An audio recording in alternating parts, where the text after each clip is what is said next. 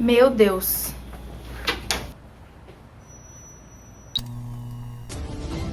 Desde el Centro de Noticias de Caracol Televisión en Bogotá, esto es Noticias Caracol Edición Central.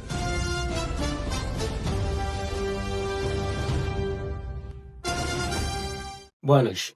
Reportando desde la ciudad de Medellín, donde se presenta una crisis de movilidad y seguridad en toda la ciudad. Esto debido a un crecimiento abismal de habitantes, los cuales han llegado a superar los 2,3 millones de personas, lo que trajo aislamiento a las comunas y un muy difícil acceso al centro de la ciudad.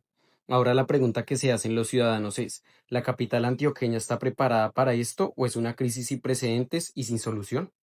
A situação chegou em um ponto insustentável. A nossa geografia, escavada no Vale do Aburrá, transformou-se em uma armadilha. Enquanto o fundo do vale abriga o centro e as indústrias, as nossas encostas apresentam declives que chegam a mais de 35% de inclinação.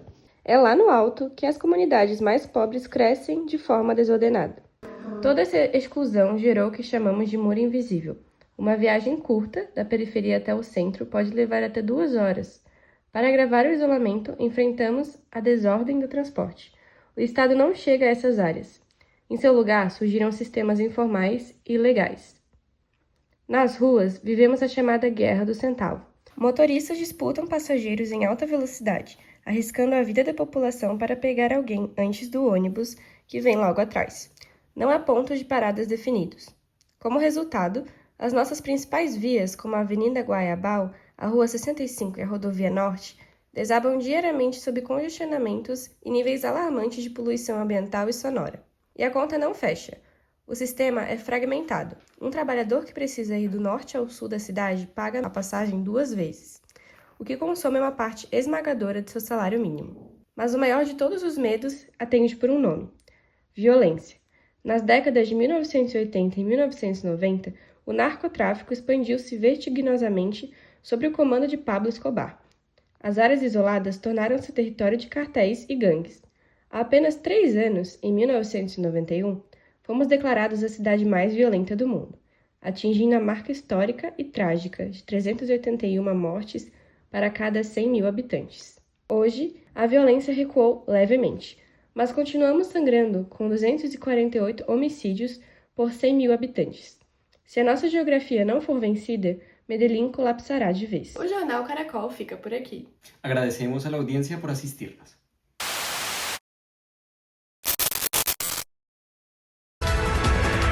Desde el Centro de Noticias de Caracol Televisión en Bogotá, esto es Noticias Caracol del Mediodía.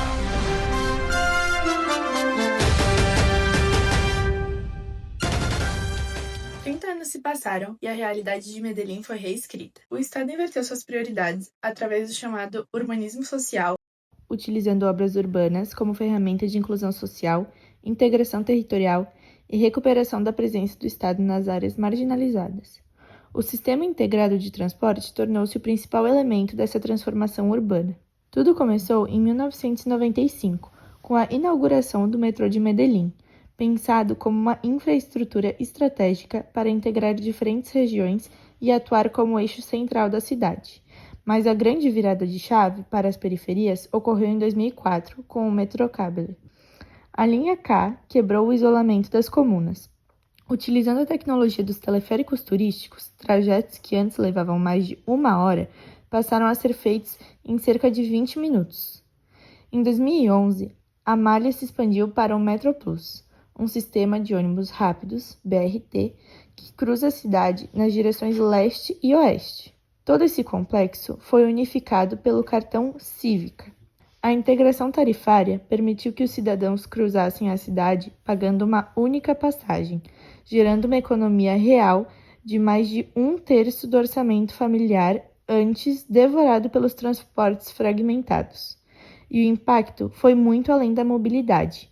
Com a presença do Estado e de equipamentos como as bibliotecas, parque nas estações, a taxa de homicídios da cidade despencou inacreditáveis 94%, passando de 381 em 1991 para 13 a 15 mortes por 100 mil habitantes em 2024. Porém, a cidade hoje enfrenta os paradoxos do seu próprio sucesso. O sistema opera frequentemente no limite, registrando densidades extremas de 7 a 8 passageiros por metro quadrado na linha A do metrô. Na estação Acevedo, o conflito de uso entre o fluxo diário de trabalhadores e o alto volume de turistas gera filas cruéis de até 2 horas. O milagre andino deixa lições claras para as cidades com desafios estruturais semelhantes. Na cidade de Florianópolis, por exemplo, a solução para as filas nas pontes exige uma gestão metropolitana que elimine as barreiras tarifárias entre a ilha e o continente. Precisamos transformar os terminais, como T100 e T3, em polos de dignidade social e serviços, espelhando as estações colombianas. E, se lá as montanhas foram vencidas pelo Metrocable, o nosso equivalente funcional para contornar o gargalo histórico das pontes é a ativação definitiva de rotas marítimas. Voltamos para o estúdio para vermos a previsão do tempo da semana em Medellín. Nossa, filho, graças a Deus que a situação melhorou. Você vai poder ir para a faculdade. A grande lição de Medellín é que o transporte vai muito além de mover veículos de um lado para o outro. Quando o planejamento foca nas pessoas, a mobilidade se transforma na nossa maior ferramenta de justiça social, conectando a cidade inteira e devolvendo a dignidade a quem antes estava isolado.